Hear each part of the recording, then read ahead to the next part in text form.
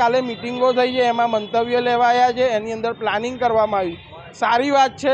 હું એ જ કહીશ કે આ પ્લાનિંગ અને મંતવ્ય પર નિયમિત રીતે મિટિંગ થાય, કેટલું કામ વધ્યું છે, કેટલું કામ કરવાનું છે એનું ડિસ્કશન થાય, જેથી કરીને કામ ઝડપથી થાય। આ સાથે ટ્રાફિક અને પોલીસ વિભાગની પહેલી જવાબદારી આવે છે, કાલની જે ઇન્ટરવ્યૂ સાંભળ્યા, ન્યૂઝપેપરોમાં વાંચ્યું એ પ્રમાણે, કે અહીંયાથી જે અમારી રજૂઆત હતી કે ભારે વાહનો બંધ કરવા જોઈએ, ડીજે બંધ કરવા જોઈએ, સાથે સાથે ફટાકડા જે મોટા અવાજે થાય છે એ બંધ કરવા જોઈએ।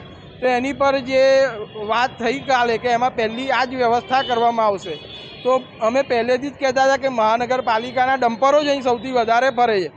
4 દરવાજા એક ગીચ વિસ્તાર છે, હવે એની આખી ડેમોગ્રાફી બદલાઈ ગઈ છે। આ રેસિડેન્સમાંથી કોમર્શિયલ થઈ ગયું છે। ફૂટપાથ ઉપર ચાલવાની જગ્યા નથી, રોડ ઉપર વાહન પાર્ક કરવાની જગ્યા નથી। તો હવે જે કંઈ બી પ્લાનિંગ થાય એ માઇક્રો લેવલનું થાય ને લોંગ ટર્મનું થાય।